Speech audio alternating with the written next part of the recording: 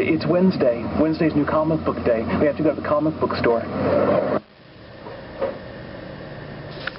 Hello everybody, Chris here again to show you a video of the books from the 14th, new releases. First up here we have XForce, Sex and Violence, issue 1 of 3.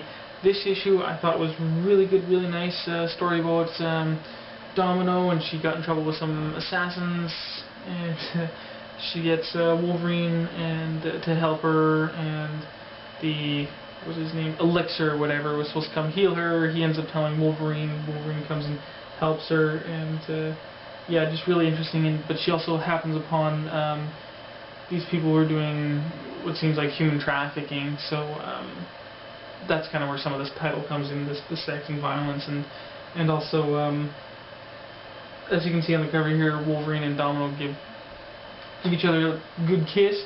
One thing that I thought was interesting too about that kiss, though, is I thought Wolverine was supposed to have a girlfriend. It was mentioned, I think, in one of the specials, and I think another time or so, but I thought he was supposed to have a girlfriend in San Francisco, so if he does, naughty Wolverine. But good issue, good art. I can't remember who it is, but I think it might be Delato or something. I can't remember. Whoever it was, pick it up. Pretty good. If you like Wolverine, if you like XForce and stuff like that, definitely pick them up. Here's two that kind of go together. We have World War Hulks, Spider-Man vs. Thor, and Captain America vs. Wolverine. That's what you do get in them. You know, kind of what they were doing while the other Hulks were storming on the Capitol there and whatnot. But yeah, some good fights. So you kind of get some Hulk conversations and then some fights, and they kind of go back, flashbacks, and give reasons as to why they might be acting the way they are as the Hulks.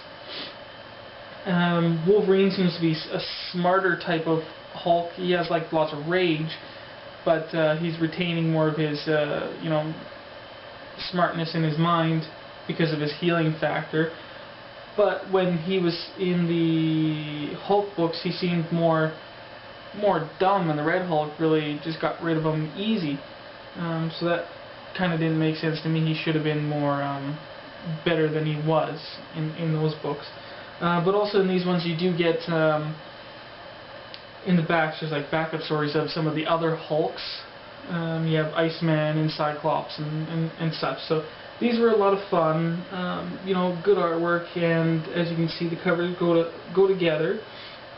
And then I believe down here you can see Captain America's shield, so I think down here you'll see the hulked out Captain America, and on this side will be a Spider-Man, so all will go together. So that was cool. Those issues were nice. I like reading those. Can't wait to read the next hulked out series.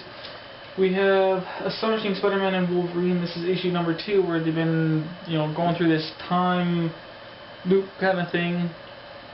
And it's not totally getting me. The first one didn't really get it because I wasn't really ready for this big time adventure, and it seemed too much to me as soon as it coming into the heroic age.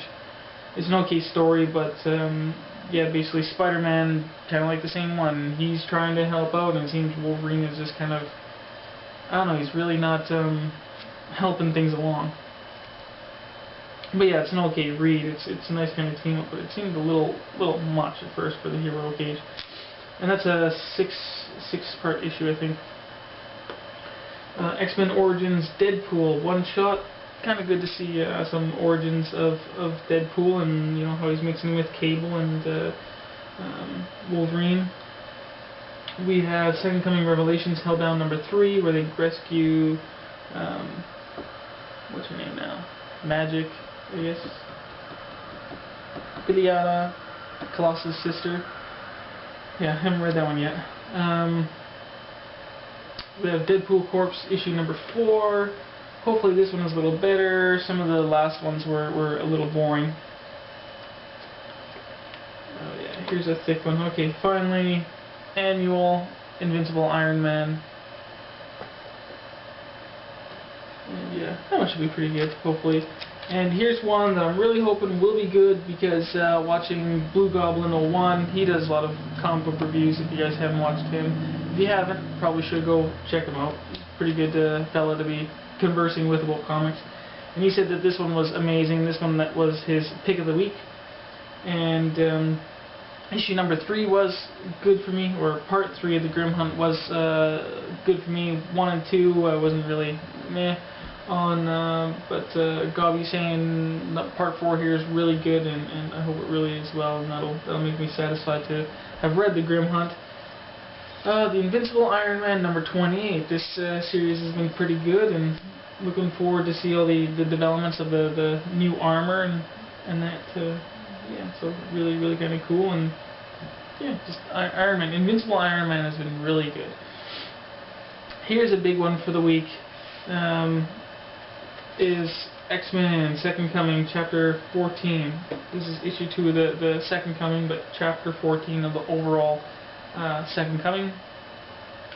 And this one, just it's all the it's like comes in like 4 chapters in it, and it's kind of dealing with some of the repercussions and afterthoughts of Second Coming. And of course, Cable is died, and they have a funeral session in there.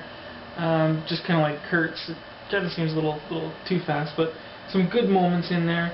I think it's ended well, and 2 of the things in this book, I'm going to spoil these kind of things.